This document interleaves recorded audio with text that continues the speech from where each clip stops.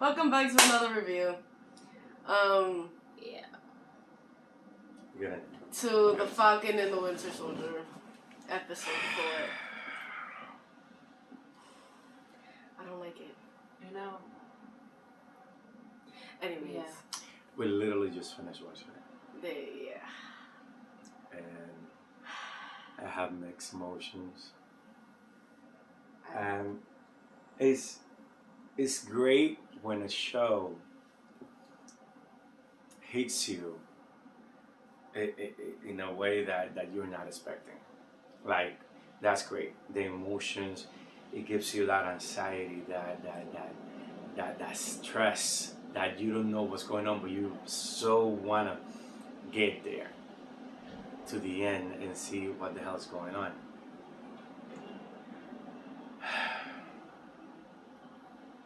Alright, let's start this review. So, on episode 3, we ended on Bucky with Io. the Dharma. Yeah. Dharma. Yeah, the Wakandans came in, and this episode starts in Wakanda. Him, then giving him the trigger words to become the Winter Soldier, and he being so stressed that he thought he was gonna turn back into, the person that He was. the person that he was, and he was very happy to find out that he actually worked. And that Okay. he was free. And that he was free. I'm sorry, you continue that. I still gotta digest this. Oh, this episode was insanely stressful, action-packed, morals.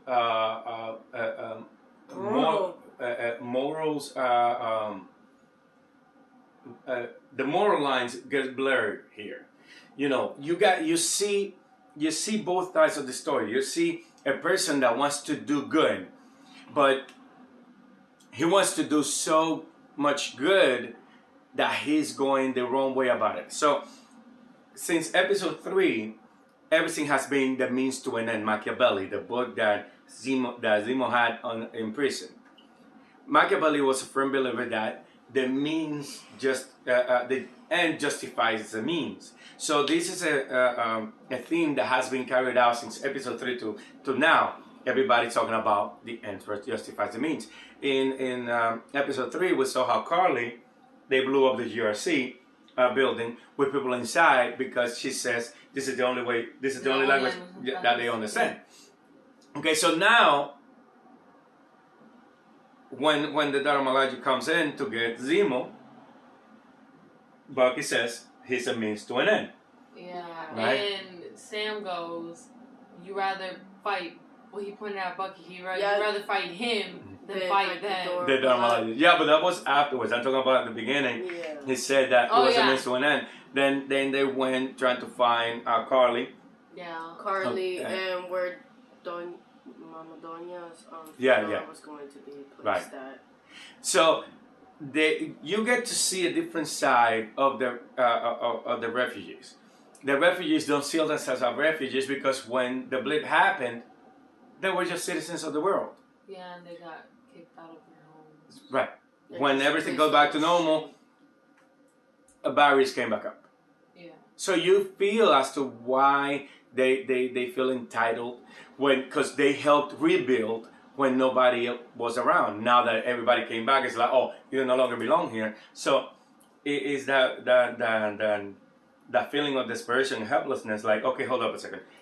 I helped you through it, and now I'm no longer part of it. That's how they feel. And they feel that the super soldier serum, the super soldier serum gives them an advantage and an edge to keep this stuff the way it was before. Yeah. Okay?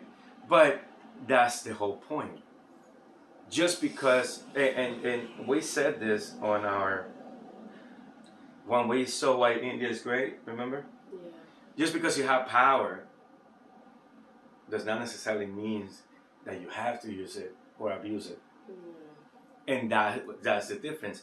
Walker felt that he was not powerful enough to carry the Captain America mantle. And when they put the Dora Milaje, that's when he realized he was like, oh. Honestly, he should have just taken Sam's advice. Yeah, he should have. He should have. You prefer fighting Bucky than fighting the Dora Milaje. Yeah. Period. Yeah, they're the most elite fighters in the world. No questions asked. And he was like, and they don't even have the super serum. Yeah. They're not even super I was like, soldiers. The fact that part really irritated me, mostly because Sam said right before they started fighting, you'd rather fight Bucky than fight them. Yeah, but this is a macho thing. He was like, chill. I got down America, you know, I got this. And I get that, but if Sam he underestimated. Yeah, if Sam said it, it should have came to his head that he should have analyzed why he said that. Now, I know before he was Captain America, they probably filled him in on everything. No, not necessarily. It was like, you're the best person to become Captain America. He wasn't the right person. He was the best. He had the best academic. He filled out all the stats. Yeah. But if anybody knows anything about Captain America, it's not the numbers, it's what's inside. Yeah. Because in the first Avenger, they were testing to see who was going to be the best. Yeah. And academically and physically, Steve Rogers was not. Yeah, he was. No. But it was what's inside that made him who he was. He was a good person. Right. See, that's the thing. You can be a really smart person on the outside, but in the inside, you're just like cruel. And that's another thing. By the way, the acting on this, the drama acting on this particular episode was insane. When Carly and Sam are talking, yeah, it really showcased how good of an actor Anthony Mackie is. And the girl, I don't know her name. I'm gonna try to find out her name later. That dialogue, it was like a battlefront because she was on the defensive from the get-go, and he is his way in. To the point that they just conversing and Sam understands, you know, as a person of color, he understands oppression. Yeah. Because he lives he on the used daily. to work as like, what was it called again? Something about trauma. A counselor. Yeah, he used to work as a counselor. Remember, and Winter Soldier. Yeah, he used to mentor and help counsel people and with counsel trauma. Soldiers with PTSD. Yeah. Yeah, and so in conclusion, he loses the fight. Captain America, Cap, Walker, him. He loses the fight, and when what is their staff? It's called a staff, right? The staff. Mm-hmm. Yeah. So when I forgot who, but somebody threw the staff at him and it got stuck in his glove and then his shield. Yeah. He was just standing there and like it really went through his head. Yeah, and not powerful enough. Yeah. But which is why when he wait, you guys are jumping.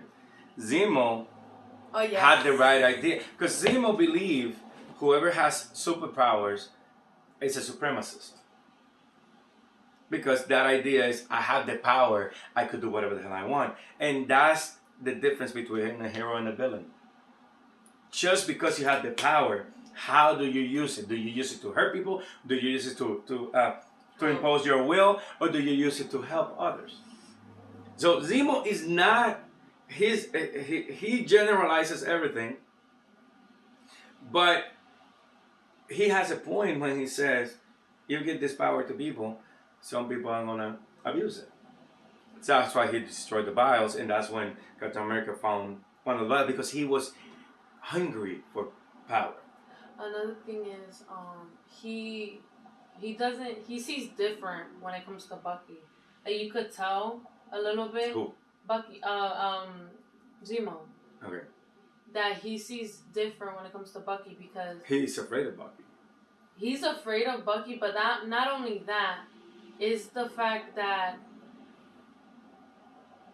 Bucky was vulnerable for so many years. So Zemo thinks that he's incapable of abusing his power because he was vulnerable for so many years. He was at someone else's will. Yeah, he can't see himself overpowering anybody else. Right.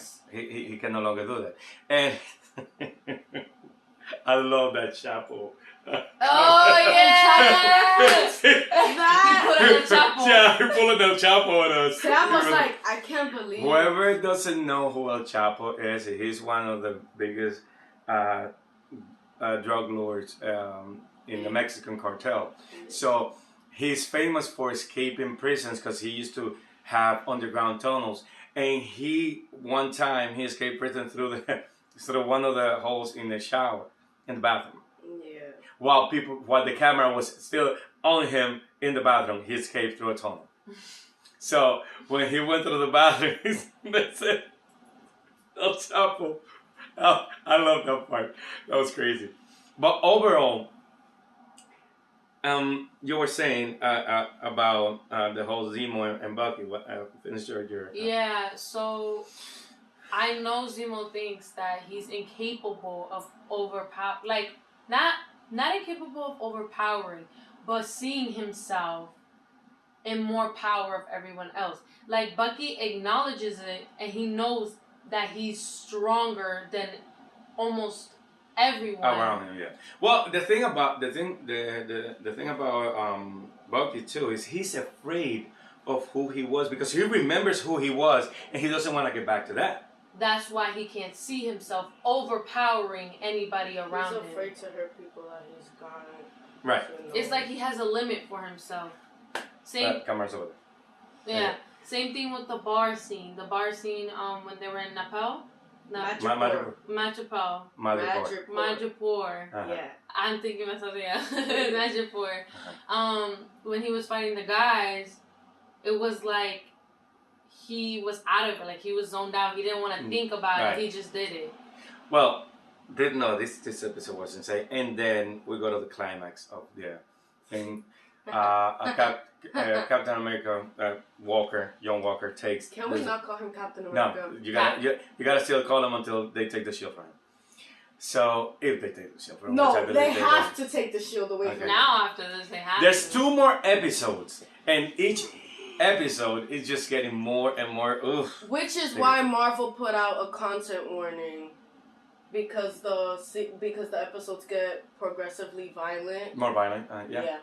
There's a lot of things that they have to change because when they were filming this was pre-pandemic, and the main storyline that had to be scrapped completely and redone was because it was a virus that was attacking the world. This was the script before the pandemic. And when the pandemic happened, they had to scrap that and switch and had to do reshoots and everything. Why? Because we're in the middle of a pandemic. Yeah, but why can't you do It's insensitive. Oh. Imagine how many people out there right now have traumas with this pandemic. How many people fell into depression? How many people lost family because on this pandemic? Because, the whole depression, the whole isolation thing. So imagine a show in the midst of the pandemic coming out.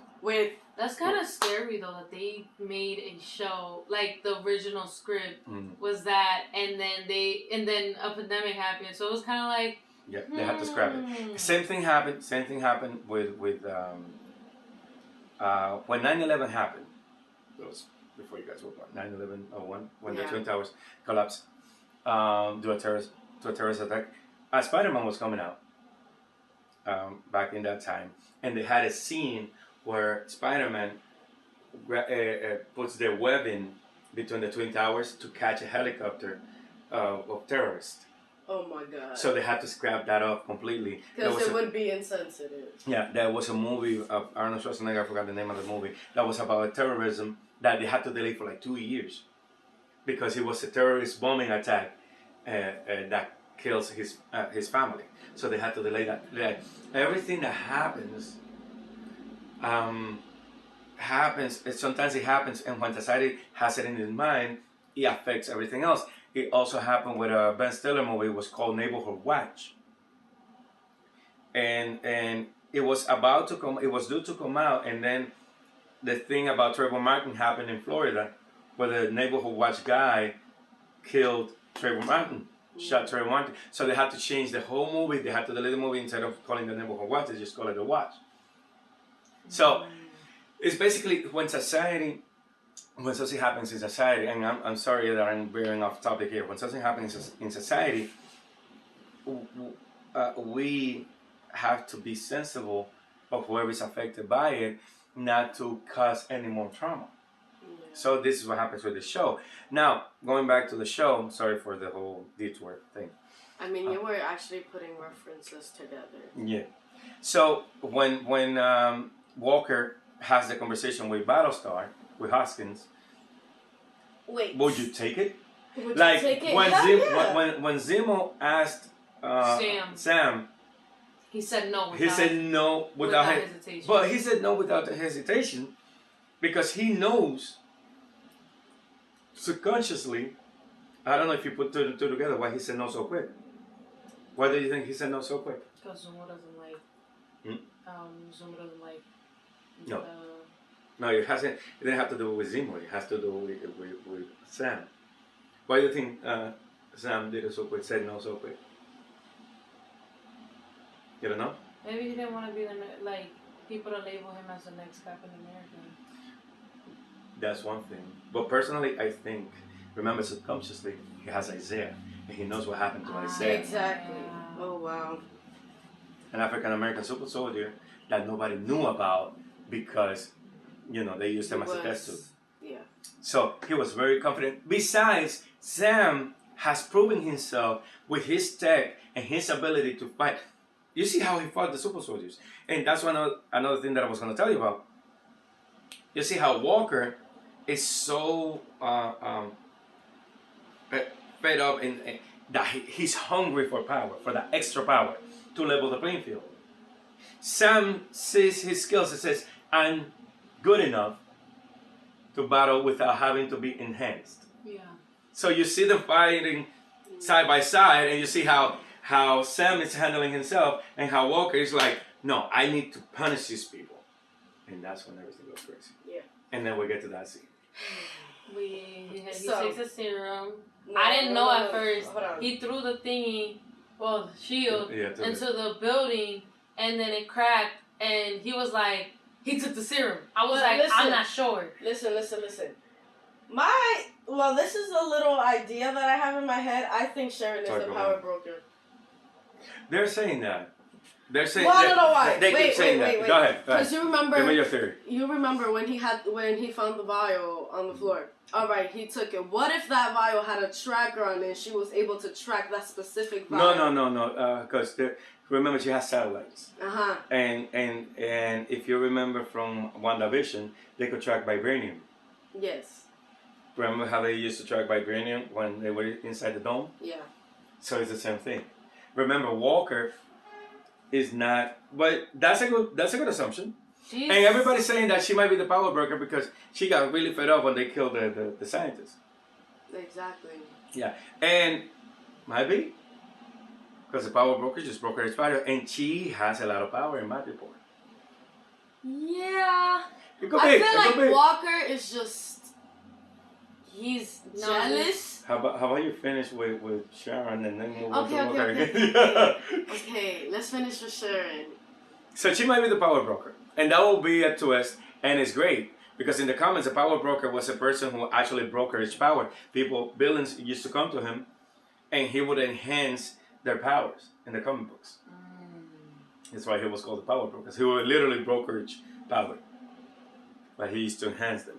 But now, if it's Sharon, it'll be a good asset. But I don't want to see Sharon as a villain. You saw how Zemo picked up Bucky and Sam.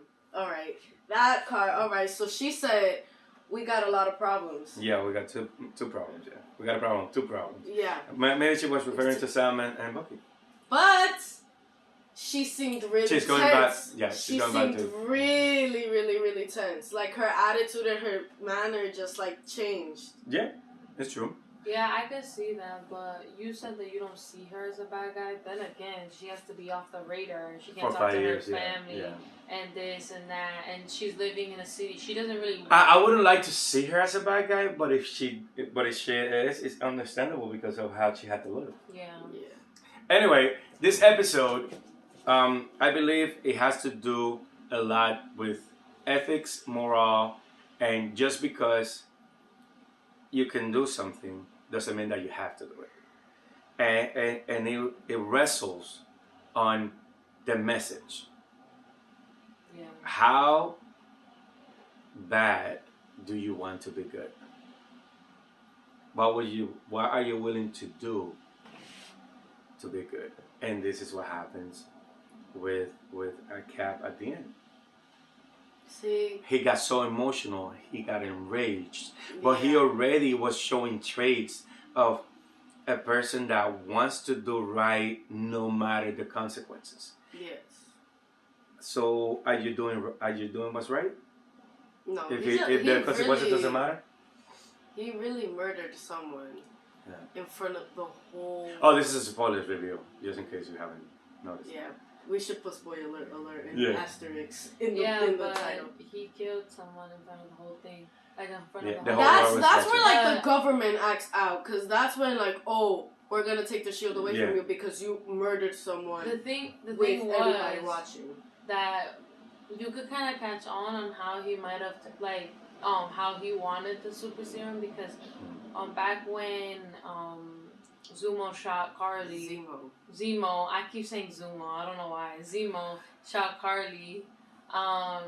He started smashing all the glasses, like all the serums, and he stopped him before he got the last one. Because he was hungry for one. Yeah. And then you skip it forward. Powers out of nowhere. We're like, what is this? And Carly. Carly? Yeah, it was Carly. Yeah. He wanted to level the playing field. He wanted to be as powerful as the people that he was fighting. Carly accidentally kills Hoskins.